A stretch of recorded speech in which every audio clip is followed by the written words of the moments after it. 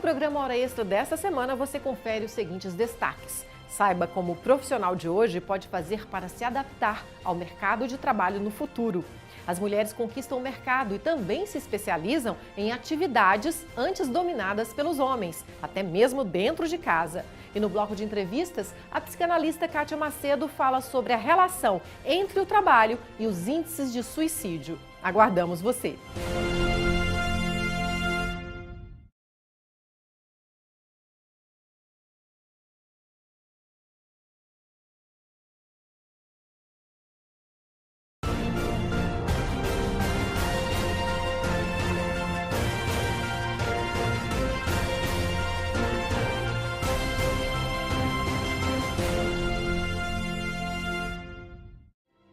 Está começando mais uma edição do Hora Extra e neste programa você confere as seguintes notícias. Saiba como o profissional de hoje pode fazer para se adaptar ao mercado de trabalho no futuro. As mulheres conquistam o mercado e também se especializam em atividades antes dominadas pelos homens, até mesmo dentro de casa. E no bloco de entrevistas, a psicanalista Kátia Macedo fala sobre a relação entre o trabalho e os índices de suicídio. O Hora Extra está começando agora. Saiba como o profissional de hoje pode fazer para se adaptar ao mercado de trabalho no futuro. A rapidez do avanço tecnológico exige outras formas de capacitação. Notebooks, smartphones, redes sociais, a era digital transformou o nosso jeito de trabalhar e de se relacionar com o outro. A cada dia, uma novidade diferente aparece no mundo da tecnologia. Lembra que até pouco tempo atrás a gente costumava mandar torpedos para comunicar com familiares e amigos?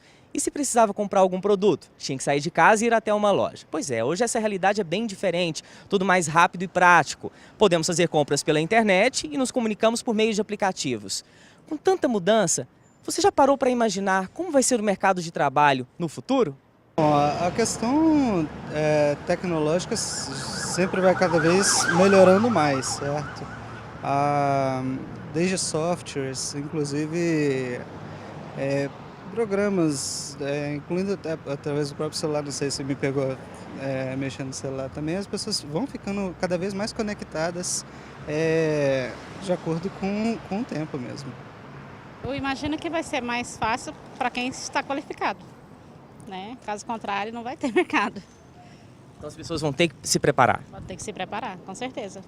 Bem mais, né, do que hoje, que a maioria não tem qualificação. Para ter sucesso profissional hoje e amanhã, todo mundo precisa acompanhar as inovações que afetam o mercado de trabalho. Anderson sabe bem disso. Ele trabalha há 2 anos com publicidade e nesse pouco tempo já viu muita coisa mudar.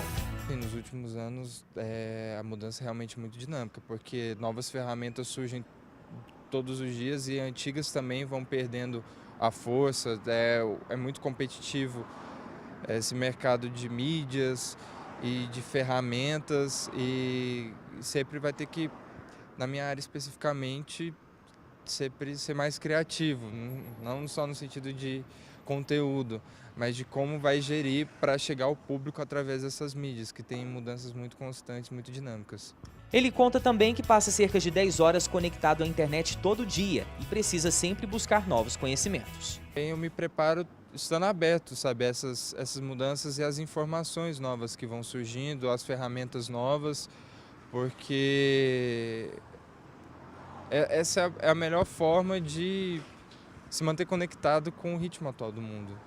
Então, como observador e como também estar com a cabeça aberta para o que a tecnologia e para que o comportamento está me oferecendo.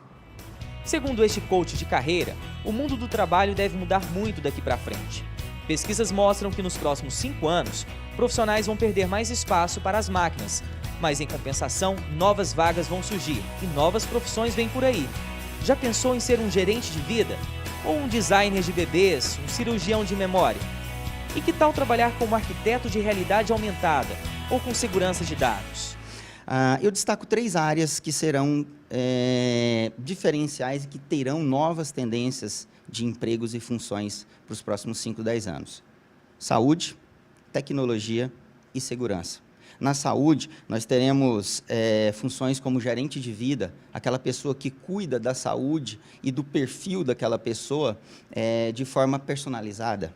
Nós vamos ter design de bebês, nós vamos ter geneticistas fazendo mudanças genéticas, onde os pais podem escolher, por exemplo, características físicas dos bebês. Nós vamos ter também cirurgiões de memória, aquelas pessoas responsáveis por apagar memórias ruins e curar traumas das pessoas que passaram por alguma dificuldade, alguma coisa ruim na sua vida. Nós temos também a área da tecnologia, termos como Yottabytes serão surgidos, aparecerão na nossa vida. O Yottabytes é uma armazenagem de dados para aproximadamente 500 anos.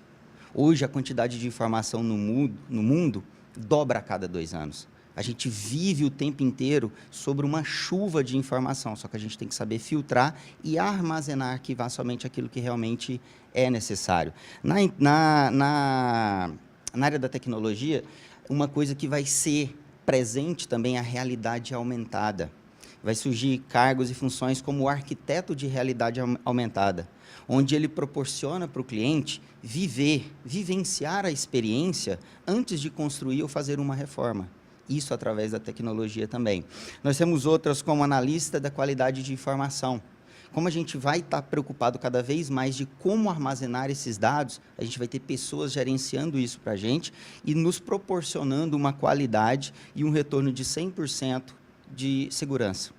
Dentro da segurança, a gente já tem uma outra área, que é a segurança de dados. Eu não estou falando da segurança pessoal, patrimonial. A gente vai ter funções como negociador para sequestro de dados, a gente vai ter funções como gerente de privacidade, a gente vai ter funções como auditor de estilo de vida.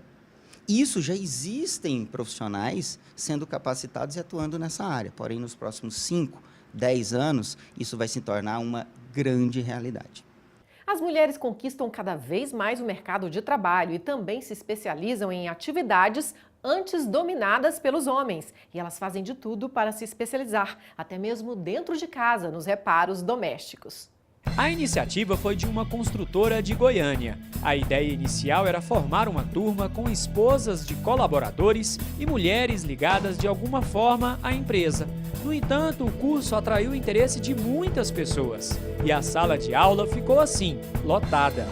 Em uma manhã, elas receberam conhecimentos básicos de engenharia elétrica e hidráulica, assentamento de piso e uso de equipamentos de segurança.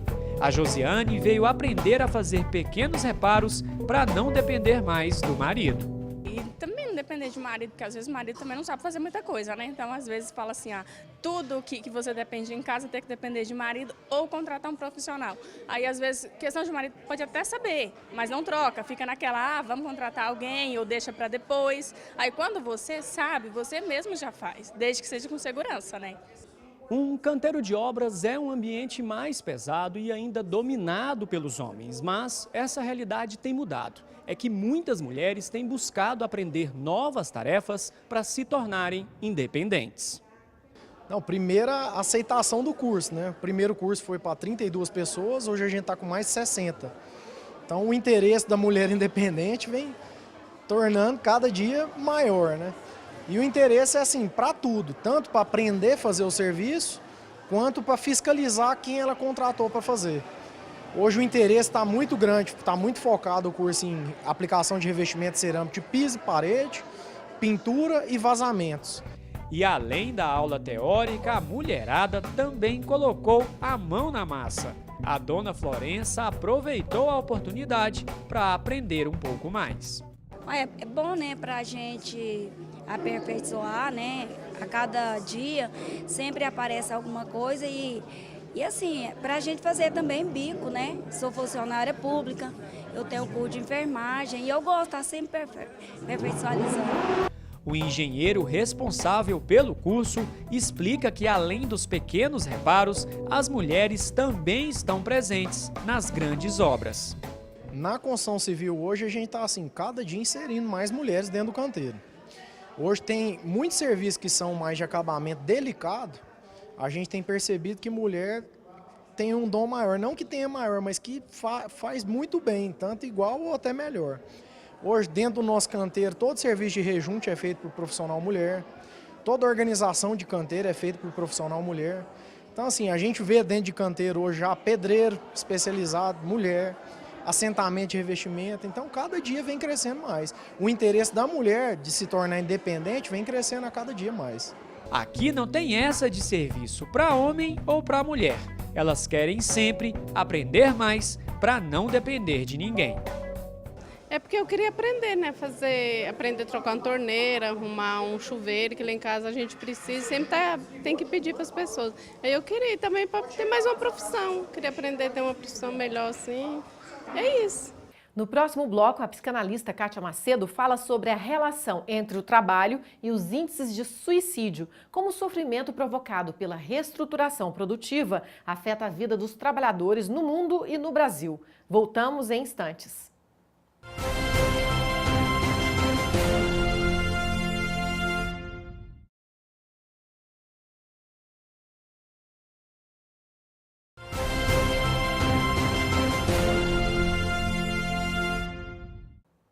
Setembro é o mês da prevenção ao suicídio, conhecido como Setembro Amarelo.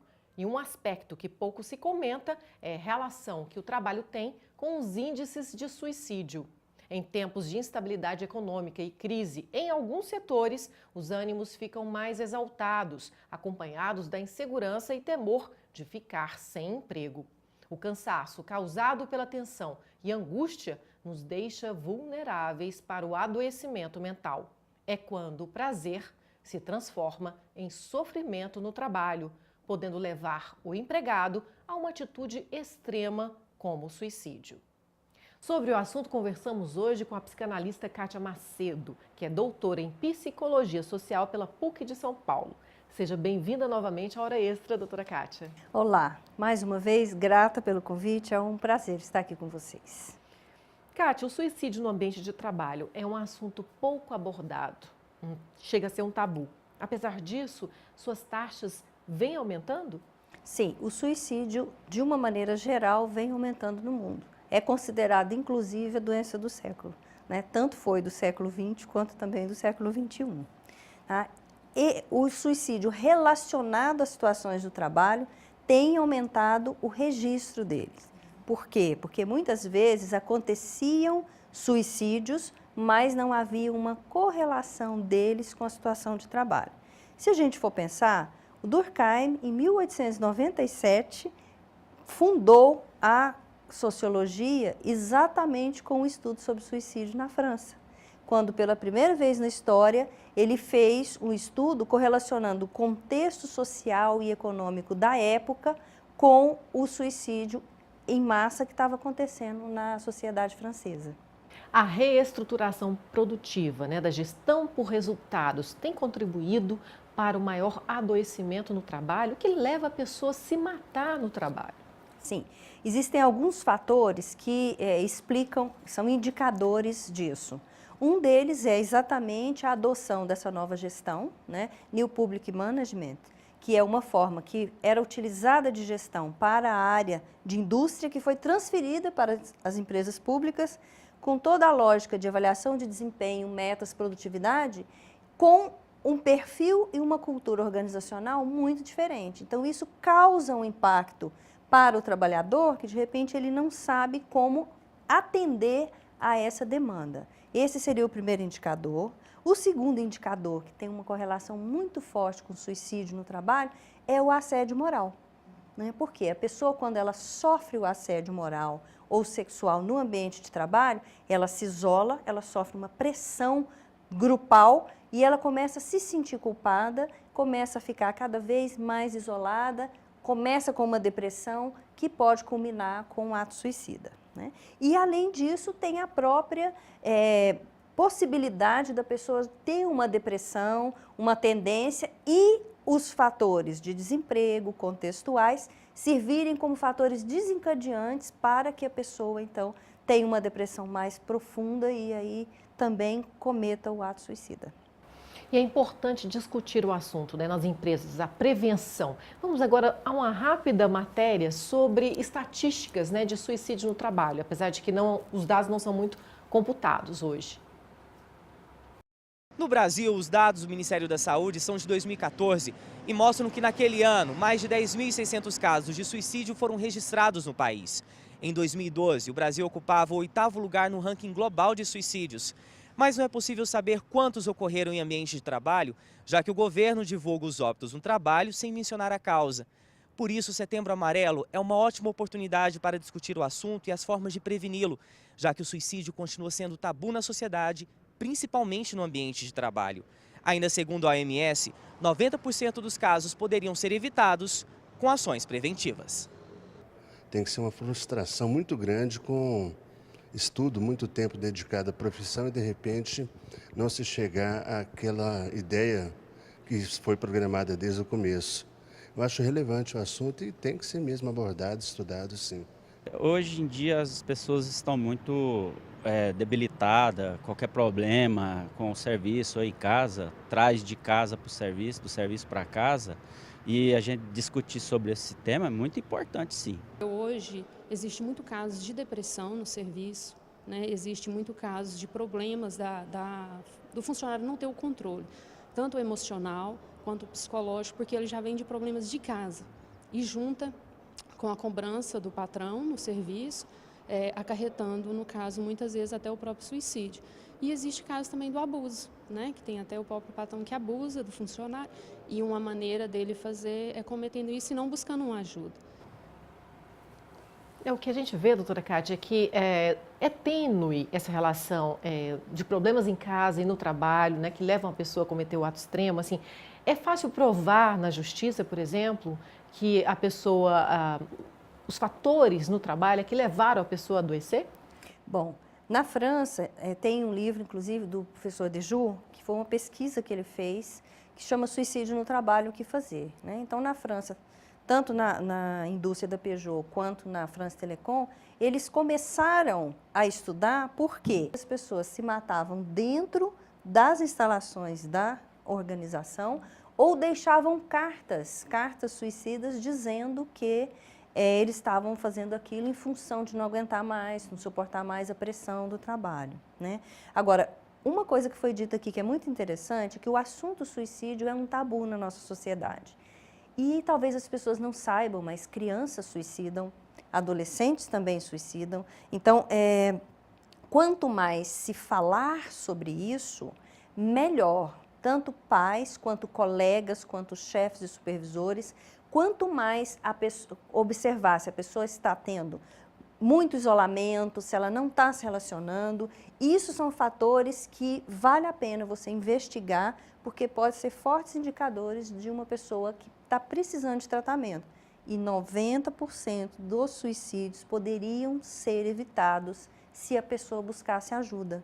Nas próprias organizações já existem alguns programas de prevenção mesmo, né, de promoção de saúde, de bem-estar, de qualidade de vida no trabalho, onde o fator principal é possibilidade da pessoa falar, discutir sobre seus problemas com o grupo, num clima de confiança e cooperação, porque aí a pessoa não vai se sentir isolada, solitária, culpada. Então, com esse suporte social, a gente também está prevenindo o suicídio.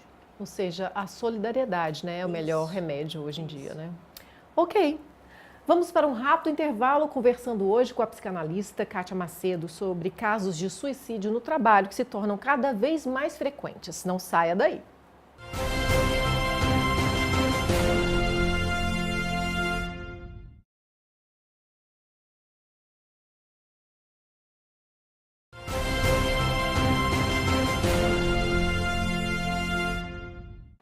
O Hora Extra está de volta. Hoje conversamos com a psicanalista Kátia Macedo sobre o suicídio no ambiente de trabalho.